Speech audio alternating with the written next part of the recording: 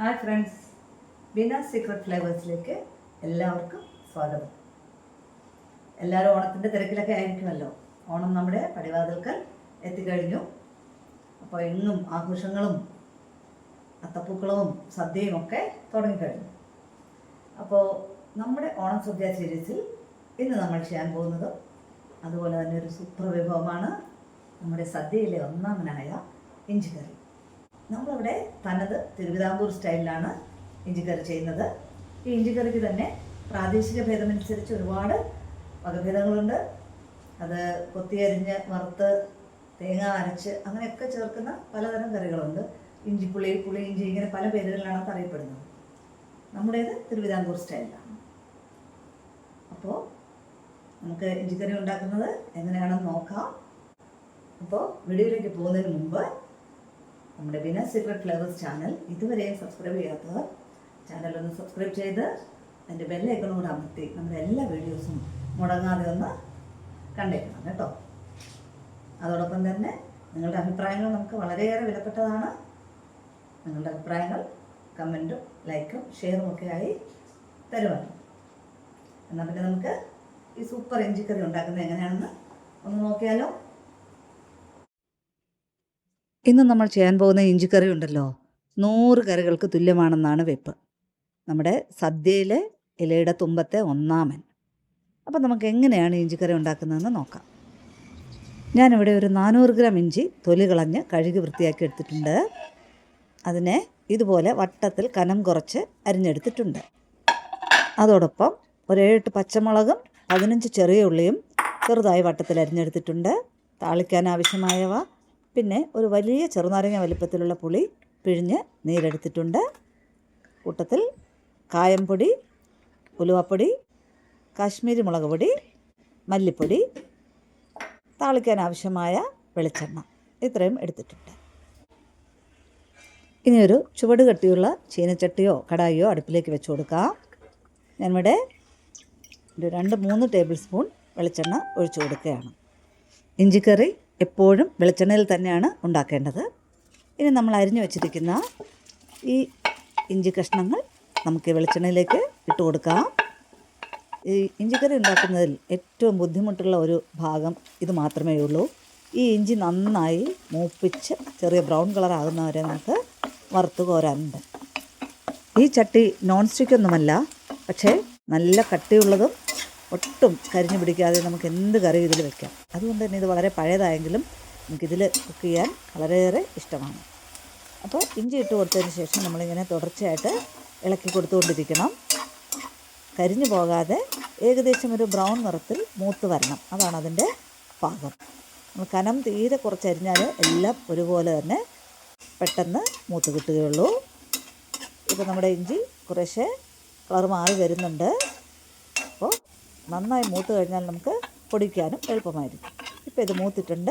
ഞാനിത് കോരിയെടുക്കുകയാണ് ഒരു പാത്രത്തിലേക്ക്. ഇനി അരിഞ്ഞു വച്ചിരിക്കുന്ന ചെറിയ ഉള്ളി ഇട്ട് കൊടുക്കാം. ഇതും അതുപോലെ തന്നെ നമുക്ക് നന്നായി മൂപ്പിച്ച് ചെറിയ ബ്രൗൺ കളർ ആകുന്നത് വരെ വറുത്ത് കോരിയെടുക്കേണ്ടതാണ്. നന്നായി ഇളക്കി കൊടുത്ത് അല്പസമയത്തിനകം തന്നെ നമുക്കിതിനെ മൂപ്പിച്ചെടുക്കാവുന്നതേ ഉള്ളൂ. കനം കുറച്ച് അരിഞ്ഞിരിക്കുന്നതുകൊണ്ട് പെട്ടെന്ന് തന്നെ മൂത്ത് വരും. ഫ്ലെയിം ഈ സമയത്ത് മീഡിയമായി വെച്ചിരുന്നാൽ മതി. ഇപ്പോൾ ഇതാ നമ്മുടെ ഉള്ളി ഏകദേശം മൂത്ത് വന്നിട്ടുണ്ട്. ഒരുപാട് ബ്രൗൺ ആകാൻ വെയിറ്റ് ചെയ്യണ്ട. അപ്പോൾ അതിനൊരു കരിഞ്ഞ സ്വാദ് വരും. ഈ ഒരു പരുവമൊക്കെ ആകുമ്പോഴേക്കും നമുക്കിത് കോരാൻ പറ്റും. അപ്പോൾ ഞാനിതാ നമ്മുടെ ഉള്ളിയെയും കൂടെ കോരിയെടുക്കുകയാണ്. ഇത് കോരിയെടുത്തതിന് ശേഷം നമുക്കിനി പച്ചമുളകും കൂടി ഇതുപോലെ വറുത്ത് എടുക്കേണ്ടതുണ്ട്. അപ്പോൾ അതിന് വെച്ചിരുന്ന ആ പച്ചമുളക് ഞാനിട്ട് കൊടുത്തിട്ടുണ്ട്. അത് വേഗം 1 മിനിറ്റിൽ തന്നെ മൂത്ത് വരും. അപ്പോൾ നമുക്ക് അതിനെയും പെട്ടെന്ന് തന്നെ വറുത്ത് കോരിയെടുത്ത് മാറ്റി വയ്ക്കാവുന്നതാണ്. ഇപ്പോൾ ഇതെല്ലാം വറുത്ത് കോരി മാറ്റി വെച്ചിട്ടുണ്ട്. ഇതിനെ നമുക്ക് അധികം തണുക്കുന്നതിന് മുൻപ് ചെറിയ ചൂടോടുകൂടി തന്നെ മിക്സിയുടെ ജാറിലേക്കിട്ട് നന്നായിട്ട് പൊടിച്ചെടുക്കണം. നന്നായിട്ട് പൊടിച്ചെന്ന് പറയുമ്പോൾ എല്ലാ കഷ്ണങ്ങളും ഏകദേശം നന്നായി തന്നെ പൊടിഞ്ഞ് ഏകദേശം അതിലൊരു എണ്ണ കുഴഞ്ഞു വരുന്ന പരുവമുണ്ട്. ഇപ്പോൾ ഞാനിത് ഒന്ന് പൊടിച്ചെടുത്തിട്ടുണ്ട്. ഒന്നുകൂടി നന്നായി പൊടിച്ചെടുത്തപ്പോൾ ഇതാ കുറച്ച് എണ്ണയൊക്കെ ആയിട്ട് നന്നായിട്ട് പൊടിഞ്ഞ് വന്നിട്ടുണ്ട്. അല്പം തരുതരിപ്പും ഉണ്ടതിന്. ഇതാണ് കറക്റ്റ് പരുവം. അപ്പോൾ നമുക്ക് അതേ ചീനച്ചട്ടിയിലേക്ക് തന്നെ കടുകിട്ട് പൊട്ടിച്ചെടുക്കാം. വറ്റൽമുളകും കറിവേപ്പിലയും ചേർത്ത് താളിച്ചെടുക്കുകയാണ്. ഈ താളിപ്പ് നന്നായി ഒന്ന് മൂത്ത് വരണം. ഞാനിവിടെ ഒന്ന് ഇളക്കി കൊടുത്ത് ഇതൊന്ന് മൂത്ത് വരുമ്പോഴേക്കും ഞാൻ സ്റ്റൗ ഓഫ് ചെയ്ത് കൊടുക്കുകയാണ്. കാരണം നമുക്കിനി ഇതിലേക്ക് ഇട്ട് കൊടുക്കാനുള്ളത് ആവശ്യമായ പൊടികളാണ്. ആദ്യം തന്നെ 2 ടേബിൾ സ്പൂൺ നല്ല എരിവുള്ള മുളക് പൊടി, പിന്നെ ഒരു 2 ടേബിൾ സ്പൂൺ കാശ്മീരി മുളക് പൊടി, 1.5 ടേബിൾ സ്പൂൺ മല്ലിപ്പൊടി, ഒരു 3/4 ടീസ്പൂൺ ഉലുവാപ്പൊടി, അതിനുശേഷം കായപ്പൊടി 1.5 ടീസ്പൂണോളം ചേർക്കുന്നുണ്ട്. കായപ്പൊടി അല്പം കൂടിയാലും നല്ലതാണ്. ഈ അച്ചാറുകൾക്കെല്ലാം തന്നെ ഏറ്റവും രുചി നൽകുന്ന, രുചിയും മണവും നൽകുന്ന ഒന്നാണ് കായപ്പൊടി. ഇപ്പോൾ ഇതാ നമ്മൾ ആദ്യം ഉണ്ടായിരുന്ന വെളിച്ചെണ്ണയാണ് എടുത്തത്. അത് കുറവായതുകൊണ്ട് ഞാനൊരല്പം വെളിച്ചെണ്ണ കൂടി ചേർത്ത് കൊടുത്തിട്ടുണ്ട്. അപ്പം ഞാൻ സ്റ്റൗവിന് ഓൺ ചെയ്ത് കൊടുക്കുകയാണ്. മസാലകളൊക്കെ ഏകദേശം കരിഞ്ഞു പോകാതെ ഇളക്കി കൊടുക്കാം. ചെറിയ തീയിലായിരിക്കണം ഇത് വെക്കേണ്ടത്. ഇനി ഇതിലേക്ക് ഒരു 1.5 ടീസ്പൂൺ ഉപ്പ് ചേർത്ത് കൊടുക്കുന്നുണ്ട്.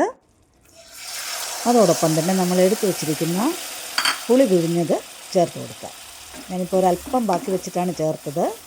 പക്ഷേ അത്രയും പുളി എന്തായാലും വേണ്ടി വരും. അപ്പോൾ ഞാൻ ബാക്കി കൂടി അതിലേക്ക് ചേർത്ത് കൊടുക്കുകയാണ്.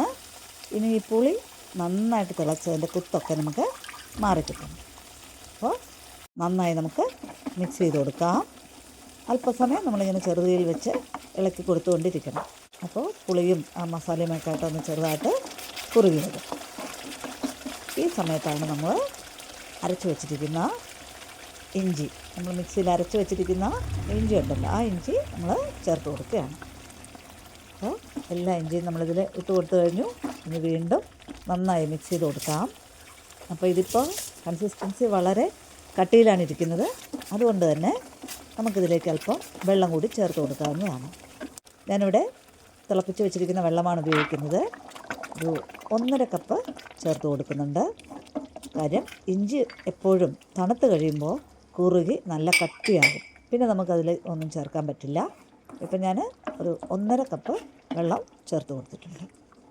ഇനി ഇത് നന്നായി തിളച്ച് ചെറുതായൊന്ന് കുറുകി വരണം. നമുക്ക് തുടർച്ചയായിട്ട് ഇളക്കി കൊടുക്കാം. ഈ സമയത്ത് നല്ല തിള വരുമ്പോൾ മുകളിലേക്ക് തെറിച്ച് വരും. അപ്പോൾ നിങ്ങളുടെ കൈയൊക്കെ പൊള്ളാതെ ഒന്ന് ശ്രദ്ധിക്കണം. അപ്പോൾ നമുക്ക് ഉപ്പൊക്കെ ഈ സമയത്ത് പരിശോധിച്ച് നോക്കാവുന്നതാണ്. ഉപ്പ് കുറവോ കായം കുറവോ ഒക്കെ ഉണ്ടെങ്കിൽ ഇപ്പോൾ ചേർത്ത് കൊടുക്കാവുന്നതാണ്. അപ്പോൾ അല്പം ഉപ്പ് കുറവായിട്ട് എനിക്ക് തോന്നി. ഞാനിവിടെ വീണ്ടും ഒരു 1.5 ടീസ്പൂണോളം ഉപ്പ് ചേർത്ത് കൊടുക്കുന്നുണ്ട്. വീണ്ടും നന്നായി മിക്സ് ചെയ്ത് കൊടുക്കാം. അപ്പോൾ നമ്മുടെ ഇഞ്ചിക്കറി ഏകദേശം ആയി വരുന്നുണ്ട്. രുചിച്ച് നോക്കിയപ്പോൾ കായം കുറച്ച് കുറവാണെന്ന് തോന്നിയതുകൊണ്ട് ഞാൻ കുറച്ച് കായപ്പൊടി കൂടി ഇട്ട് കൊടുത്തിട്ടുണ്ട്. ഇനി ഇതിലേക്ക് ചേർത്ത് കൊടുക്കുന്നത് ഒരു 100 ഗ്രാം അളവിലുള്ള ശർക്കര ചീകിയതാണ്. നമ്മുടെ ഇഞ്ചിയുടെ എരിവും ഇതിൻ്റെ മധുരവും ഒക്കെ കൂടെ ആകുമ്പോഴാണ് ഇഞ്ചിക്ക് തനതായ രുചി കൈവരുന്നത്. നിങ്ങൾക്ക് ശർക്കരയ്ക്ക് പകരം വേണമെങ്കിൽ പഞ്ചസാരയും ചേർക്കാവുന്നതാണ്. മധുരം കൂടുതൽ ഇഷ്ടമുള്ളവരാണെങ്കിൽ ശർക്കരയുടെ അളവ് കൂടുതൽ ചേർക്കാവുന്നതാണ്. എനിക്ക് ഒരുപാട് മധുരം ഇഷ്ടമല്ല, മീഡിയം ആയിട്ടുള്ള ഇഷ്ടമായതുകൊണ്ട് ഈ അളവിലാണ് ശർക്കര ചേർത്തിട്ടുള്ളത്. ഇനി ഇത് നന്നായി തിളച്ച് ഒന്ന് കുറുകി വരണം. ആഹാ, ഇപ്പം നല്ല ഇഞ്ചിക്കറിയുടെ മണം വരുന്നുണ്ട്. മധുരവും എരിവും പുളിയും ഉപ്പും ഒക്കെ ചേർന്ന ഈ തനത് രുചിയാണ് ഇഞ്ചിക്കറിയെ സദ്യയിലെ ഒന്നാമനാക്കുന്നത്. ഞാനൊരല്പം കറിവേപ്പില കൂടി ചേർത്ത് കൊടുക്കുന്നുണ്ട്. അത് ഒരു ഫ്ലേവറിന് എപ്പോഴും നല്ലതാണ്. ഇപ്പം ഞാൻ സ്റ്റൗ ഓഫ് ചെയ്ത് കൊടുക്കുന്നുണ്ട്. നമ്മുടെ വളരെ രുചികരമായ ഇഞ്ചിക്കറി ഇതാ തയ്യാറായി കഴിഞ്ഞു. ഇനി ഇത് തണുക്കുമ്പോൾ നമുക്കൊരു പാത്രത്തിലേക്ക് മാറ്റി കൊടുക്കാം. ഇപ്പോൾ ഇത് നന്നായി തണുത്ത് കഴിഞ്ഞു. ഞാനിതാ മറ്റൊരു പാത്രത്തിലേക്ക് മാറ്റി കൊടുക്കുകയാണ്. അപ്പോൾ നിങ്ങളും ഇതുപോലെ ഇഞ്ചിക്കറി ചെയ്ത് നോക്കി നിങ്ങളുടെ ഫീഡ്ബാക്കും കമൻറ്റുമൊക്കെ എന്നെ അറിയിക്കണം. അപ്പോൾ അടുത്ത ഒരു വിഭവമായി വരുന്നത് വരെ എല്ലാവർക്കും ശുഭദിനം നേരുന്നു. Good bye.